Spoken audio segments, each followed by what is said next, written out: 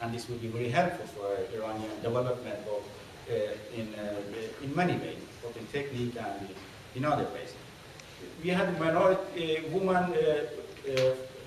minority forum here, and it was focusing on the women's rights.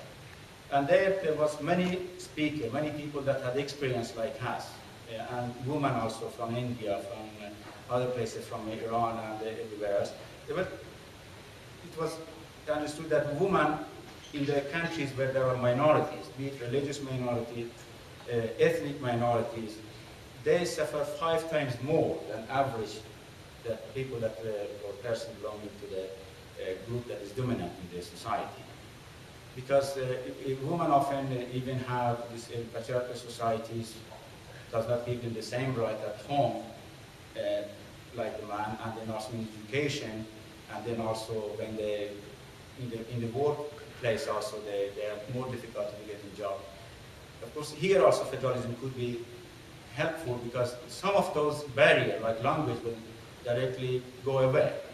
And then it is also will be representation. Of course, sometimes it is in federalism the difficulty is that making a kind of law that is universal and make everybody equal.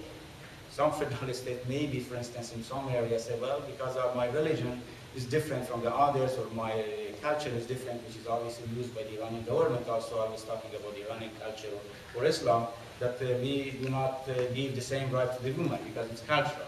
But here, I mean, it should be made sure that in the central government or in any level that equality between peoples are guaranteed.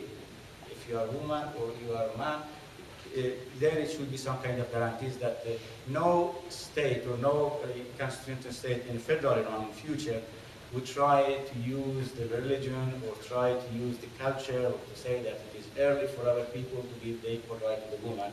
This kind of guarantees should be made in the central level. There are some provisions should be made in the constitution that guarantees those things. That, of course, this would not change everything in the ground, but it will give the mechanism to the women to defend themselves, as it would give us the mechanism in Iran if it was a free and democratic country and it would guarantee the use of language in our mother language, then we could have fought for that one. But we know in Iran, if you do this kind of thing, we have the Kurdish example, we have Baluch example, people who have tried to teach their own language in the schools, they have been arrested and executed. But if there is law and there is a support for that one, you could also demand that kind of thing. So this is making sure that everything that is human right, that is the people's right, and clearly that is the wishes of people are guaranteed in both central government and in the local level, that their rights are respected. And the distribution of resources, of course, here is also, in Iran's case, it's always come up with the Ahvaz because it has the largest oils and provide the most to Iranian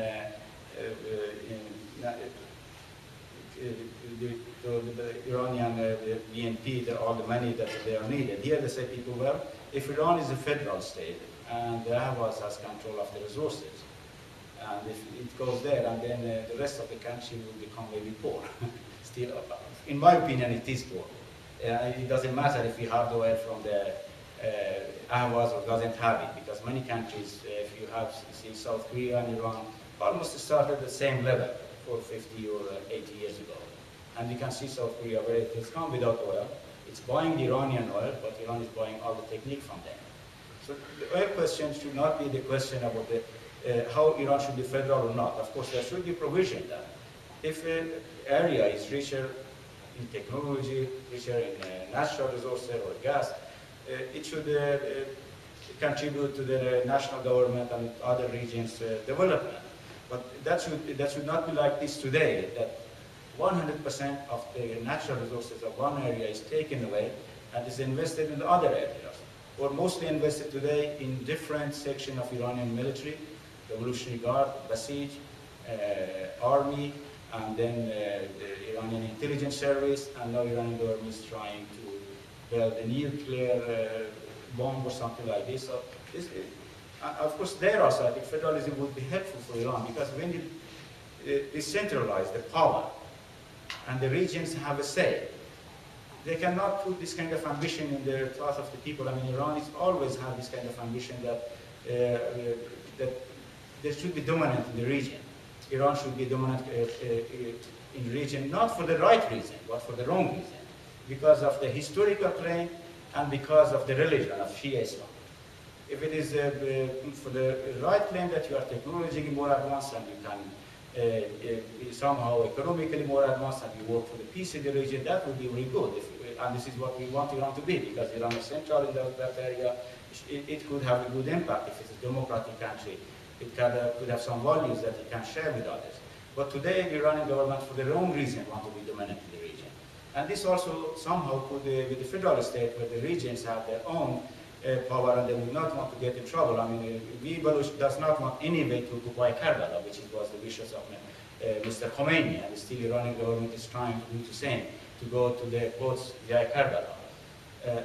Because we will never say yes if we have power in Iranian government somehow to say yes, we are going to attack Iraq or we are going to destabilize Iraq to gain Karbala. And this also would be very helpful for Iranian situation, for the international community, or for the region also. Iran is a decentralized country, a country that stands by its own people and respects its own people and can respect the region and can earn respect from the region. Hi, thanks, Mr. Boladai, for your presentation. We expected to have Mrs. Fakten Zamani from the Association for the Defense of Azerbaijani Political Prisoners in Iran with us, but unfortunately she couldn't manage to come into the panel, so maybe for the next time. Now I open the floor to questions. I ask you kindly to introduce yourself and your organization. And before giving you the floor, maybe I had a question. Mr. Boladai, do you think that this possible federal state can be built on the actual administrative division of the country? Especially having in mind that some national minorities are spread in different provinces, or the political map of Iran has to be redrawn? This is also a good question. I mean, this is people never have been a 100% region you cannot find anywhere in the world. And politics is always about innovation. We should sit down in Iran and see what we should, how we should change. And for instance, for the Baluch area that are in Kerman or that are in Hormozgan, there was for about 40 years ago, they were part of Balochistan, but then the government decided that this part should go to Hormozgan and that part should go to the Kerman. And I can say after, there are wishes from those people also to be in the Balochistan province. Even the Islamic government, they suppressed them. They religiously they were Shia. That was the reason regime took them to the Kerman region, because they were not in that side, that other, the Sistan side of the Balochistan, that we have a Shia group, Baluch also living, but they were on the other side. They wanted those to be in the Kerman. That's way to make sure that they are not in the Baluch also, and they are in the Kerman region. After the revolution, they thought maybe, even they met Khomeini, and they gave some kind of announcement that they did this mistake to write that it was not a mistake, but they're just writing, and the regime used that word. That they said, we want to rejoin our motherland, Balochistan. For the government of Iran, motherland is Iran. So they were suppressed, and 8 people were killed, and then they give up. The problem is that we have, for instance, there are different ways of solving this problem. We can have regions. In some regions, obviously, you cannot have just one language. You have to have 2 languages. For instance, there are people that are living together. And you can have different kind of administration, the region with the different nationalities, national groups, or different language groups, and regions where there is a dominant nationality also. I think this is something that we can solve, but there are historical questions, and we can also go to the people. Here in Switzerland, I think there is still sometimes trying to redraw the map. So redrawing the map shouldn't be a problem. It's only should be taken care that the people do not use it to start some kind of violence act. And so to make sure that we do not try to get people against each other. And in the international community and also in the academic level, you have a kind of cultural self-determination. people that can live wherever they want, but they can have a cultural self-determination. For instance, in a place like Tehran, there are different groups of living. There should be a mechanism for those people that want to speak, go to the Baluchi school, they can have their own Baluchi school. Those that want to go have the Azerbaijan, Turkish school and Persian school and Kurdish, because there is a large group in Tehran. You cannot build Tehran, but just say here in Tehran it should be free zone for the Persian, for the Farsi, or Zahedan, where we have now a large migration from other parts of Iran. Some of them are born there, not for the first generation, some of them are now in third generation. And they don't know anywhere else in Iran, so they have lived in Zahedan, and so we should have, not only for the Iranian migrants, I think we should also make sure that Afghan migrants that have come to Balochistan and they speak Pashtun, they should have their right to their schools, and it's not bad for us to have some people speaking Pashtun. If we have an ambassador in Afghanistan, then he can be speaking Pashtun also. It would make good feeling. I mean, in Iran, always people think that it's best to speak Persian.